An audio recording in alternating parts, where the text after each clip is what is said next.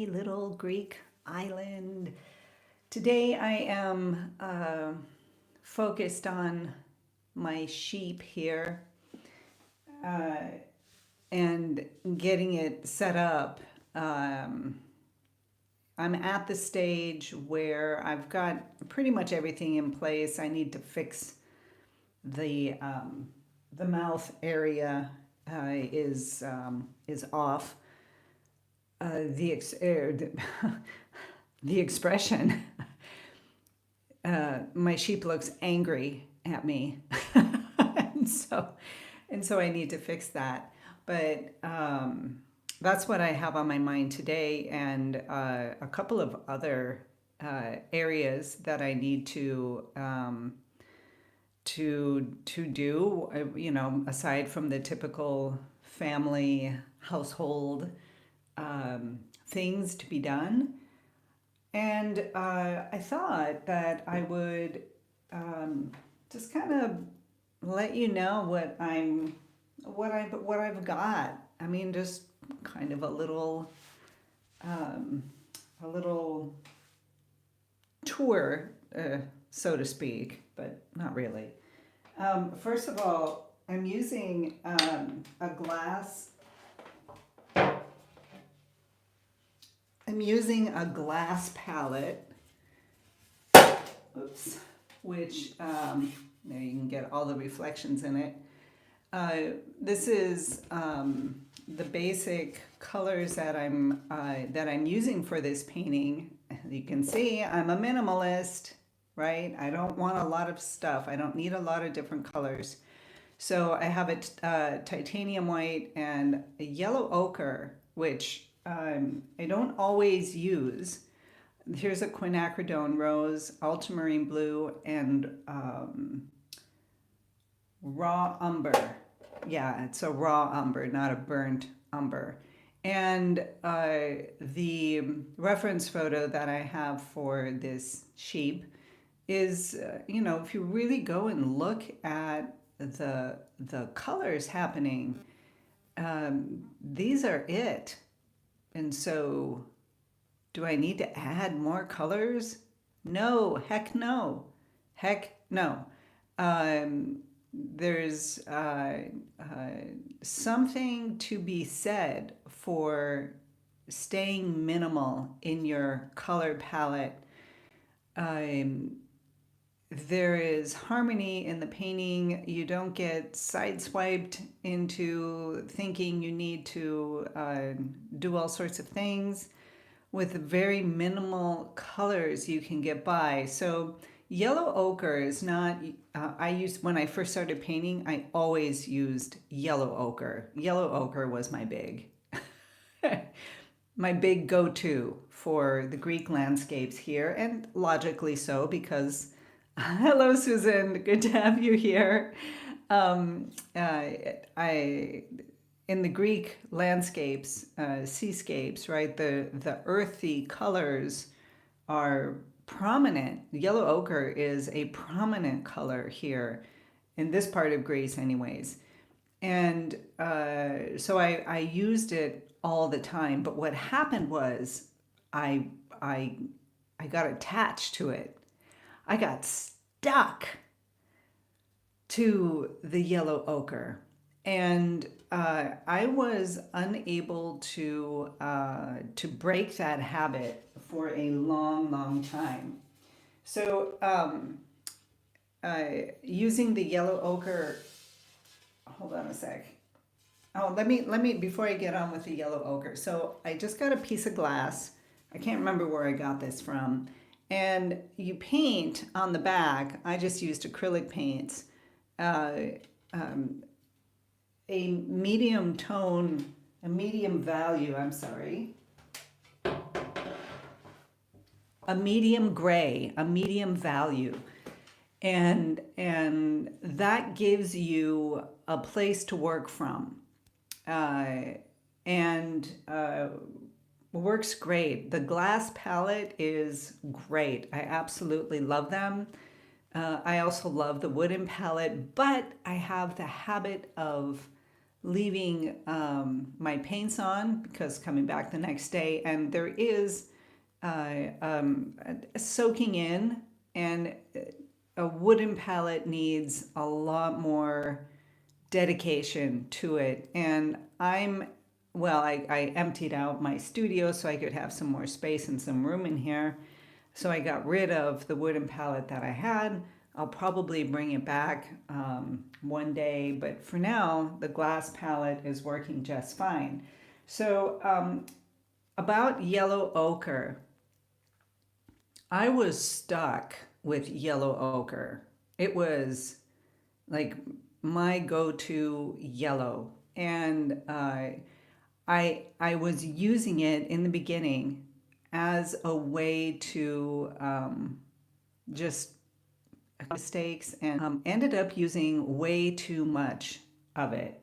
So I took it off my palette intentionally, got rid of it, and started using a warm and a cool yellow, like a lemon yellow, which is my other primary palette colors, lemon yellow and a cad yellow medium, or even a darker, warmer yellow.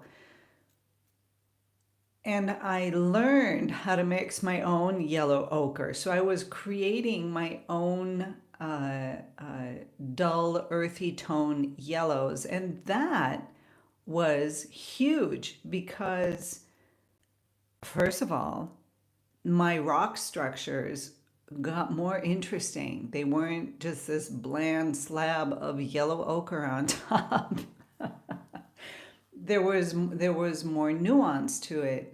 I could create more transparent yellows or more opaque yellows, and with yellow ochre, it's just opaque. So I learned so much more by mixing my own colors, and I actually took it off my palette for over a year just to paint without using yellow ochre, maybe even 2 years if I'm remembering correctly. And so now I put it back on when the photo reference is saying yellow ochre. And I can make my own yellow ochre, of course, but for this stage of this painting, yellow ochre comes in handy, just like a raw umber or a burnt sienna. Burnt sienna is my other absolute favorite earth tone. I love the earth tones. And the other thing about using the earth tones in the beginnings of your painting is that it tones everything down. So you don't have this screaming painting coming at you with colors that are clashing, and your eye is not ready yet to interpret the colors well enough so that you can use them successfully in a painting. Um, and again, that's one of the reasons why I use this quinacridone rose. This is a Winsor Newton brand. Quinacridone rose is a cool red, but it's not like a cad red, which is very evident. And I tend to fall on this one, which is pretty much always on my palette, because it is a red that I can work with. And when I mix it with other colors like the yellows or the blue, there is it tends to be a more because it's a cool red, it tends to be more I don't know the word. It's just not brash. And cad red can be a brash red. It can be warning sign, stoplight red. And that is useful in your artwork, but if you're just starting out, stick with a cooler red, one that will just be more mellow. I think the Venetian red that the masters used back then was it's kind of an orangey red, but it is an earth tone, so it doesn't have so much of that vibrant tone to it, that just shocking kind of thing. And in today's world, the shock, visual shocks are are prominent. Just look at our social media and the colors that we use in our lives today. Um, but yeah, I mean, just a cool red. My other go-to is ultramarine blue. I think it's a lot of people's go-to on our palettes. I have two palette knives. This one here, which is, I don't think you can tell, but it is bent and out of shape. I need a new one. And then this one, I tend towards the smaller one. I really like this one. I need to get another one. It's on the list. I have stand oil in my little bucket here. I'm not affiliated with Winsor Newton or any of these companies, but the stand oil is really good when, as I progress along, I tend to add stand oil, just stand oil. I don't mix it with turpentine, not usually, depending on the stage of the painting. So if I'm in the beginning stages, I might add a little turpentine to the stand oil to break it up, but usually I just usually I don't. Usually I don't. And then when I'm doing studies, I use liquid and just the original liquid, just because it's easy, right? Because it's easy. And you can use it in any stage throughout the entire painting. And yeah, it's easy. And I think so far it's tested to be a very valuable. Do I ever use spike oil? I actually have not used spike oil. I think partly because at the art stores here, when I go to the art stores, spike oil is hasn't been available really, and so no, I have not used spike oil yet. And of course, there's online ordering these days. I'm just a little bit old fashioned. I like to walk into a store and browse through and look. Um, so, so yeah, no, I don't have experience with spike oil. Um, this is maybe one of my favorite little tools. I got it years ago in the States when I was there, and it's, you put in a razor blade, and it's great for scraping off your glass palette. This one is almost a goner, and I need another one. So I've got that. Little, pouches that I can just put onto the palette that has the liquid in it. This is dried in here. I don't use it very often, admittedly. And that's basically it. That's one of my favorite things. The other favorite thing is my plein air little turpentine holder. I love this thing. I use it all the time in here and when I'm out plein air painting. It's just a great little thing, which is also in need of replacement. I have not found these here in Greece. Again, I can just order it I don't like it. I don't like the ordering part. And there's two reasons. One is that I want to look at it and hold it and feel it and see it and open up the cap and say, do I like this? Is this well made? And the other reason is I'm on an island, and in order for them to ship me things, I mean, it's the cost is always extra. I mean, of course, it's an extra cost to get in a car and drive to the city, but we're always doing one trip, maybe once a week or once every 2 weeks, depending. And so we go in and we get everything we need and then come back. So it kind of becomes a more economical kind of thing. Even our food shopping and things like that. So um, that's one thing. I lost my train of thought. I was talking about this. Yeah. Oh, the other thing is on the island, I live far away from the village, and I mean it's not that far. It's just a couple kilometers, maybe I don't know, a mile and something.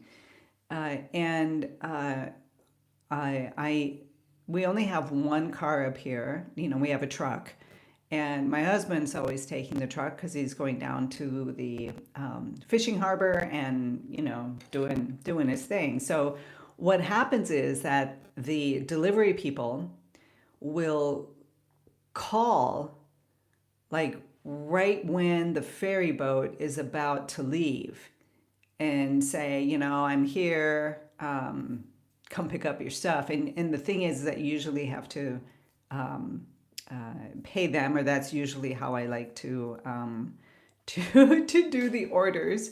So rather than using the card, if I use the card, it's much easier. They'll put it in the boat, and then I have to figure out a way to get down and meet the boat and get my stuff. So it's not just sitting there on the boat. They'll just leave it on the boat for however long. And that's an option too. But it puts me in the whenever they decide to show up, then I have to drop what I'm doing and walk down. Which is a great walk, and I do it pretty much every day. Well, no, not every day. A couple times a week, I'll do a walk around. I go down swimming every day, but I don't usually go down to the village and back. And so I end up going to the store. It's a lot of babbling about going to the store. Sorry about that. Um, my palette, really is, my earth tones. Raw umber and burnt umber are my favorites. Um, Burnt sienna, and I do have. That's another burnt sienna, but with the Musini brand, which is higher quality. Titanium white, which I don't really like, but I cannot for the life of me find flake white here. There's a lot of flake white substitutes, which is usually just a mix. I think of titanium white with zinc white, and they call it you know, a flake white mix. Another color that I use is a cad orange. When I just don't feel like mixing a lot of colors, or if it's a warm toned scene, then I'll use that. I would not use the orange here on this sheep. My sheep is just raw umber, ultramarine blue, yellow ochre, and quinacridone rose with titanium white. And that's really all I'm going to need for the entire painting. So we'll see how that goes.